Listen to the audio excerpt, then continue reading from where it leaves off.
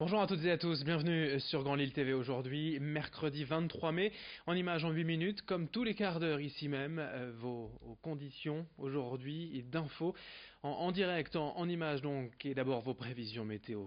Les températures continuent de grimper cette semaine, le soleil se maintient dans l'ensemble, même si à l'intérieur des terres dans la métropole lilloise, jusque dans l'Audomarois même, les nuages réapparaîtront certainement cet après-midi pour laisser éclater peut-être quelques orages en fin de journée, une situation finalement assez identique à celle vécue hier dans la région. Côté température, je vous le dis, il fera plutôt bon aujourd'hui à Lille, 25 degrés de prévu pour les maximales. Les prévisions météo complètes après ce journal. On ouvre d'abord cette édition avec des images de la mobilisation des fonctionnaires hier dans la région, notamment ici à Lille, où ils étaient près de 3000 à défiler dans les rues pour dire non aux futures réformes du service public annoncées par le gouvernement pour l'an prochain, baptisé CAP 2022, jusqu'en fin de mandat d'Emmanuel Macron. Ce programme d'action prévoit près de 120 000 suppressions de postes de fonctionnaires, un plan qui serait justifié aujourd'hui par la multiplication des services administratifs en ligne et le moindre besoin d'agents dans certains secteurs. Mais pour les syndicats, l'effet pervers, c'est que ce projet entraînerait aussi, dans les régions les plus reculées, une mince répartition des services publics accessibles. En attendant l'annonce précise du plan d'ici les prochaines semaines, les fonctionnaires et syndicats restent mobilisés. Explication avec l'une des responsables syndicales dans les rues de Lille, hier au micro de Xavier Silly. Dans notre administration, donc spécifiquement, nous travaillons avec un réseau de proximité, c'est-à-dire les trésoreries. Donc on a déjà subi des suppressions et cette année ils veulent supprimer encore 5 trésoreries qui sont effectivement, comme nous sommes un très très grand département, ça permet aux citoyens de venir pour avoir les renseignements. Donc là ils veulent supprimer notamment dans le Dunkerquois, dans le Valenciennois et dans le Lillois, et pour créer des gros pôles régionaux sur des grands open space. Ils veulent fermer tous les accueils et ne faire que de la internet, c'est-à-dire la télédéclaration, et ensuite prendre des rendez-vous. Donc ce qui fait qu'il y a toute une population qui sera écartée du service public, notamment, moi je travaille ici à la cité administrative, notamment des étrangers, on a beaucoup d'étrangers, donc qui ne parlent pas français, qui ont besoin de nous. Donc voilà, c'est vraiment la suppression des services publics pour les usagers en état de en précarité. Autre mobilisation en images hier à la Bassée, les enseignants du collège Albert Schweitzer sont en grève pour dénoncer les manques de moyens et d'effectifs. Notamment, certains professeurs craignent par exemple d'avoir à gérer des classes partagées à la rentrée prochaine. Les élèves pourraient ainsi avoir plusieurs professeurs pour une même matière. Le corps enseignant souhaiterait aussi plus de stabilité au sein de la direction, laquelle a en effet été régulièrement remaniée depuis 2 ans. Explication avec une enseignante mobilisée à la Bassée au micro d'Alexis Tessier. On nous demande de faire des choix qui sont absolument scandaleux, de choisir entre des classes qui ne sont pas trop chargées, entre des projets qu'on a déjà menés et qui aujourd'hui ne seront plus financés, et un travail par groupe. On a également, on perd une division, c'est-à-dire qu'on perd une classe, donc ça veut dire en 6e on perd une classe, ça veut dire plus d'élèves par classe. Et il faut savoir quand même que notre établissement accueille beaucoup d'élèves présentant des troubles de l'apprentissage, les troubles 10, donc comme dans beaucoup d'établissements, mais on a quand même pas mal d'AESH. Les AESH sont les accompagnants des enfants en situation de handicap, et concrètement nos salles ne permettront pas d'accueillir tout le monde, les enseignants, les élèves et les accompagnants pour ces élèves. L'actualité sociale encore et toujours, la grève aujourd'hui et demain à la SNCF, le 11e épisode de perturbation depuis début avril. Dans la région, on prévoit aujourd'hui un TER sur 4, 3 TGV sur 5.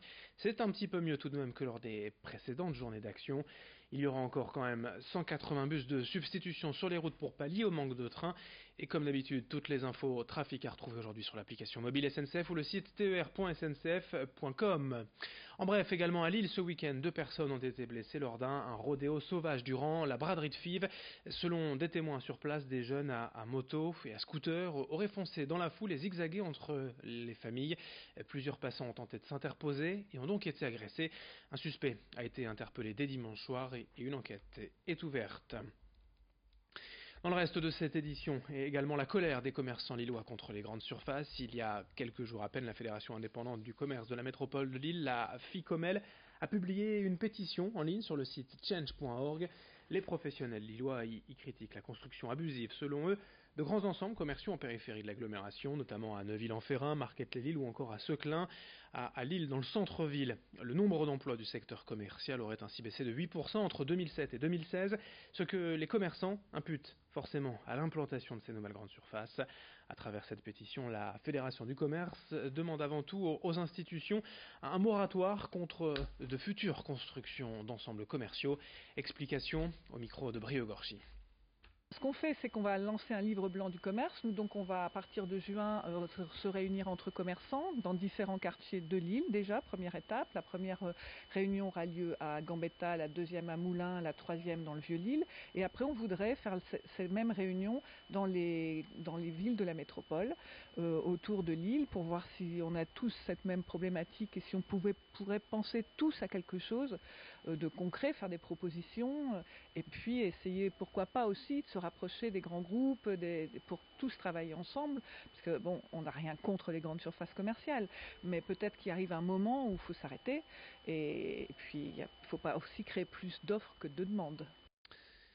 Et pour terminer ce journal sur Grand Lille TV, on vous annonce la première maraude des pros des animaux en action dans les rues du centre de Lille ce vendredi en fin de journée.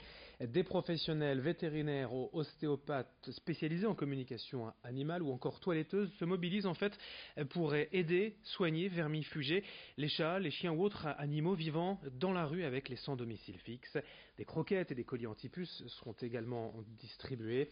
La maraude des pros des animaux est une initiative de Lucille Devlaminck de l'association Vet Dispensaire qui veut rendre accessibles les soins vétérinaires aux personnes aux revenus modestes. Pour encourager cette action, des dons de croquettes en petits paquets sont les bienvenus actuellement. À Lille, rue des Stations, chez Happy Vet, une cagnotte Litchi est également en ligne pour financer cette action. Explication au micro d'Idil Gunay. On permet une prise en charge médicale avec le vétérinaire qui derrière peut orienter vers quelqu'un en reboutage shiatsu ostéo ou en ostéopathie pure. Voilà.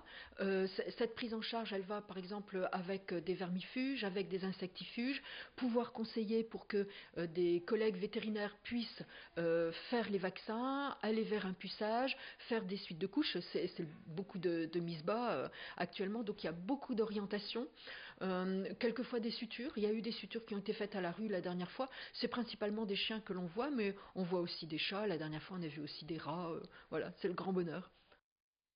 Fin de cette édition, merci à vous de l'avoir suivi. Dans un instant, la suite, vos prévisions météo, avec dans l'ensemble un temps chaud et ensoleillé, peut-être menaçant et orageux tout de même en soirée. Très belle journée à toutes et à tous, ensemble évidemment sur Grand Lille TV.